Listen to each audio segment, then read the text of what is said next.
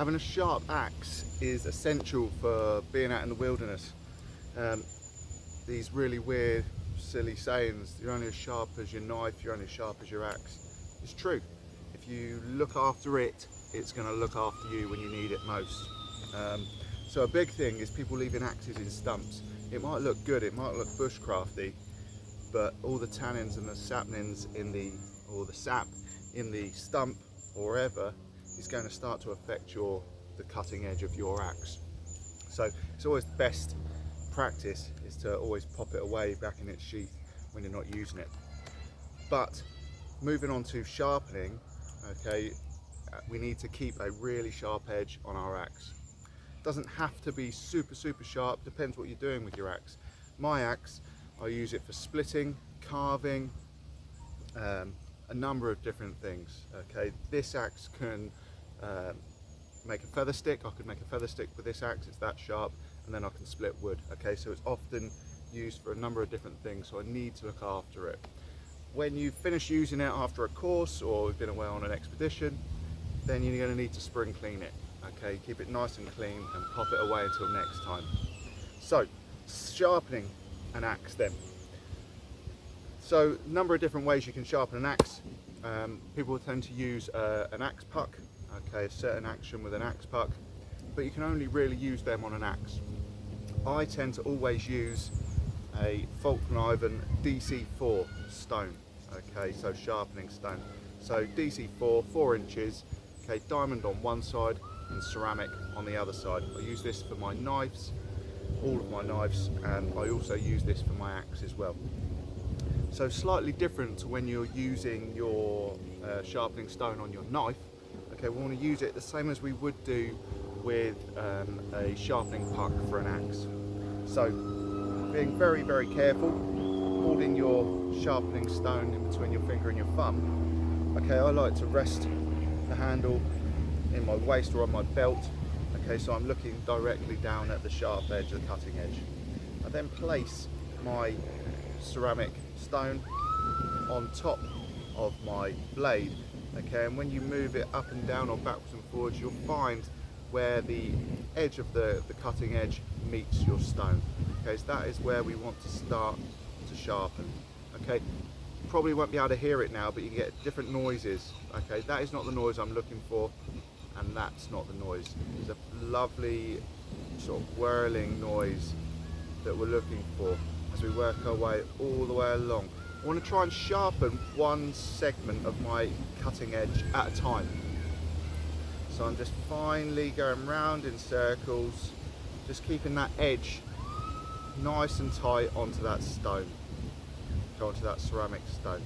Whatever I do one side, I really want to do on the other side.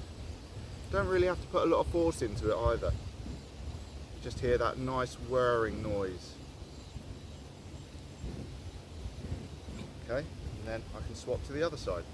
Being very careful, finger and thumb, place it onto the cutting edge, find that spot where they join, and hear that nice whirring noise is what we're looking for. So working my way all the way along, little segment at a time, all the way from one cutting corner, cutting edge to the other, working my way back along. So we can also strop our axe if we need to as well. So a leather belt or a leather strop, which is what we could often do if we've just used it a little bit on a course, say, and we keep our axe in good condition, then we just can strop our axe at the end of each course just to keep that fine cutting edge on there. Cutting should be able to cut paper or hair, as in the hairs on your arms, which isn't that safe sometimes, or a piece of paper, or we say feather a stick. So let's just see how this is. Okay, piece of paper here.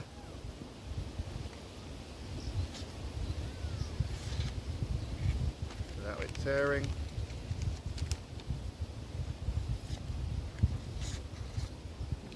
Okay, so it cuts.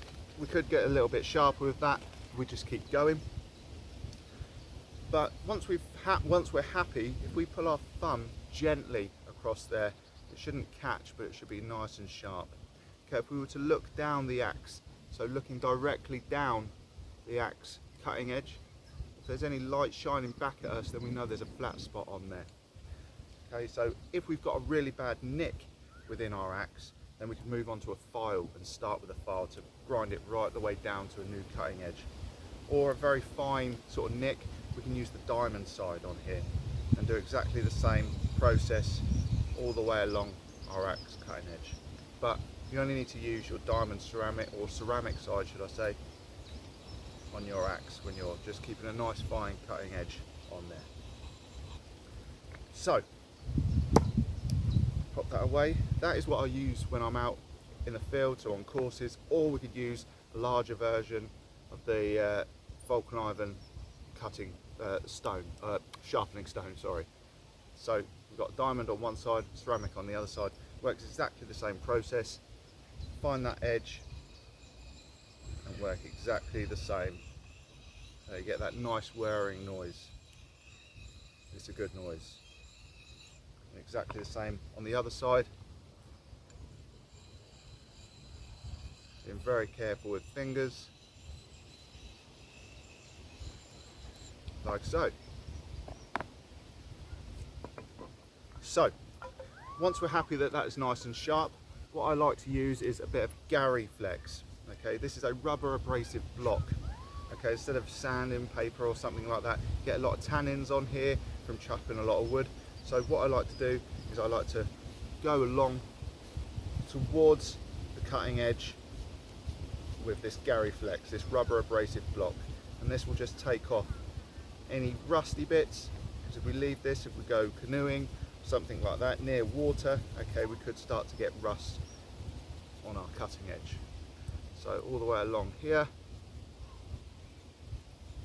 just use this rubber abrasive block, being very careful with fingers again, and that should take off any staining on our steel on our axe.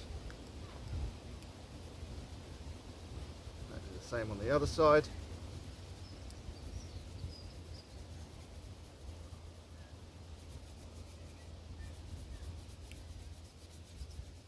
Okay, the axe that I like to use and what I've got here is a Holterfer's small forest axe. Okay, it's just big enough for using in the woods.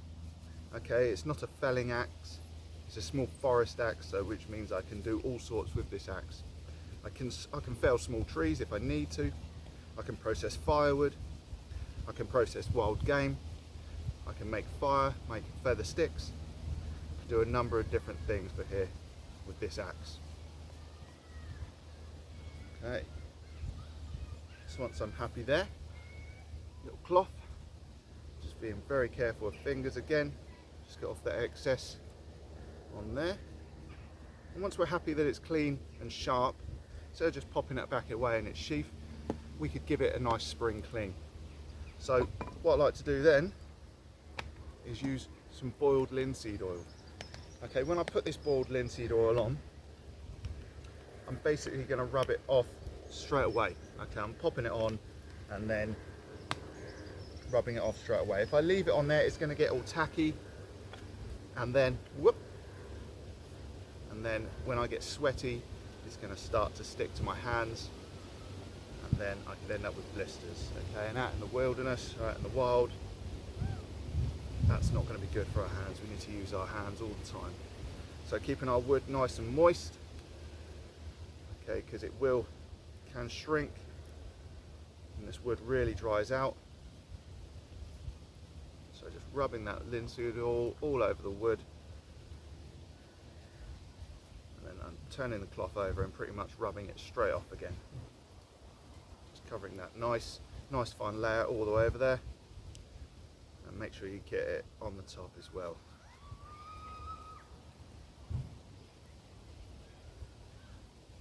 Okay, I could put linseed oil on top of the axe head, but because I could be using, just depends, it could get a bit tacky on top of there. So what I like to use is gun oil. Okay, it's brilliant, it comes with a little brush as well, so it's perfect. So this, Just going to work my way all the way over the blade itself, covering every part of this. Okay, and that'll stop it from rusting. When I let this dry, and I can pop it back in its sheath, just look after it. As I say, look after it, it will look after you when you need it most.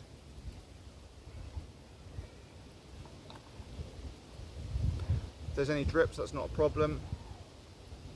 Just let it drip off and then dry hard on there. Whatever excess is on there will drip off, and we'll let the rest dry. Nice and shiny. There we go. Just a bit on the top.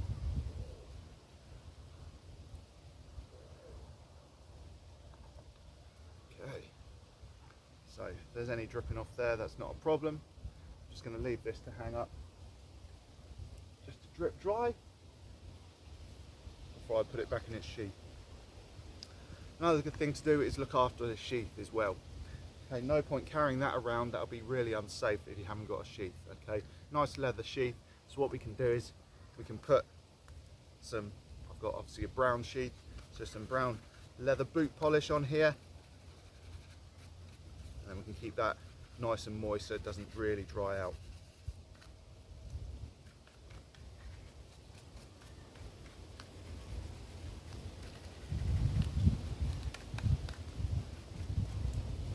Okay, while they both dry, you can make sure I've got all my firewood ready, my fire. Once that's dry, I pop the sheath away, and I can pop it all back away until I need it next time. Okay, trust the axe. Hope that helps, guys. Thanks for watching. Don't forget to like, comment and subscribe. Cheers.